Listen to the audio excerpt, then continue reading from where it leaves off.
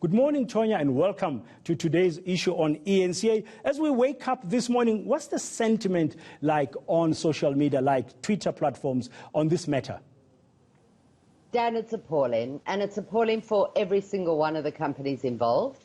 Clicks, the EFF, Tresemme, and Unilever, all taking a massive battering in social media as far as their sentiment is concerned.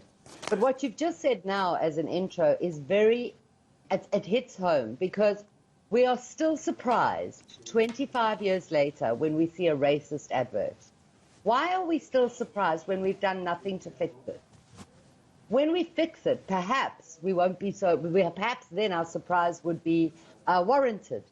Now, in this particular instance, we've seen the actual numbers for clicks grow to a massive amount. I mean, over 300,000 unique items, in fact, over 400,000 unique items in less than a 7-day period. And the story broke just on the evening of the 4th of September, and you'll see a huge spike, and then it sort of dies down, as most social media stories do. And then enter the EFF, that's the red line you're seeing on the screen, and look how massive the EFF made the Click story. They then disappear from the narrative, but Click still takes a very big battering. And it's what's fascinating about this graph to me is how little Unilever got flack.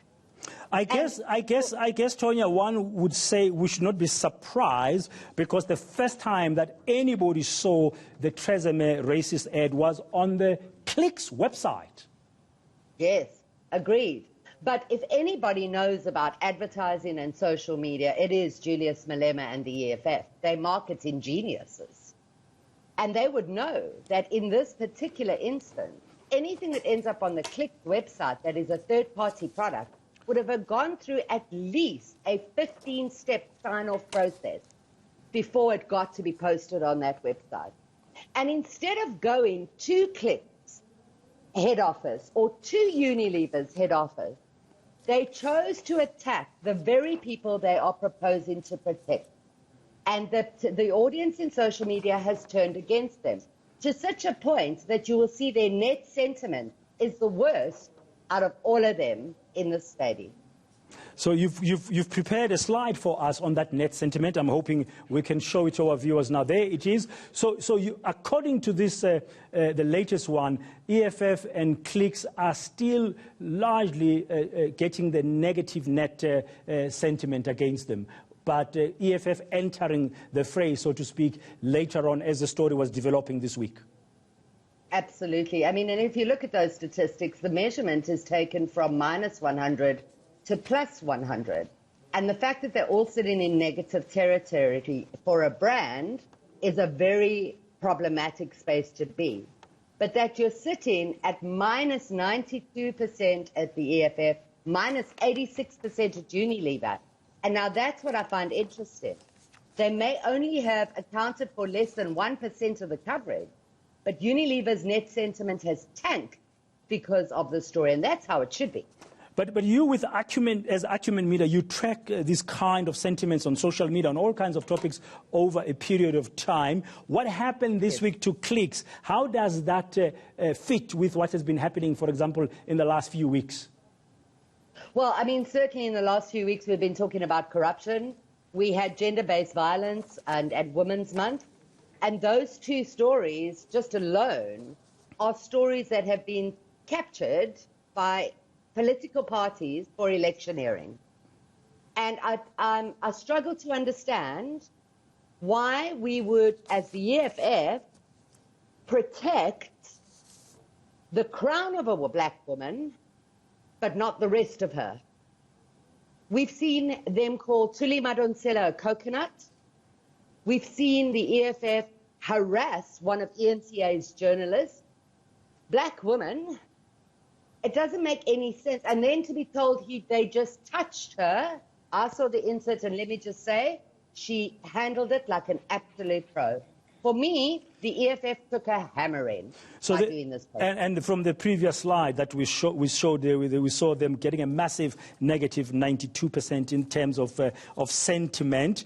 But let's talk a little bit brand reputation. I mean, Clicks was at the center of the storm. Yes, the product is Tresemme. Yes, it's under the Unilever banner, but Clicks took a hammering. And brand reputation-wise, I'm sure they've been affected as well. Yes, what you're looking at now, Dan, is a net sentiment graph of Clicks as a brand over the past 30 days. So before the debacle started, you'll see there's a tiny little red dip in the beginning, and that's got to do with share prices and lockdown. But apart from that, Clicks is a very well-loved brand in South Africa. They've always been in the positive territory side. And then you look to the right of the graph, and you see how one advert can not just destroy a brand, but it can destroy three in a very quick social media spin. Yeah. Now, in terms of the trend, of the key drivers, what we saw, what were they this week? I mean, you group certain words that will pop up. I'm sure there must have been lots of hashtags, and in the conversation that South Africans are still having, by the way, around this issue. Yes, absolutely. I mean, right at the center of the big words that come out is Clicks must fall, and also the EFF. But what's reassuring is if you look to the right, you'll see the Tresemme is in green, which is positive.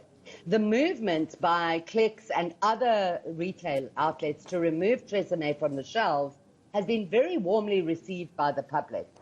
On the left-hand side, though, you see all the vitriol that came out of this particular story.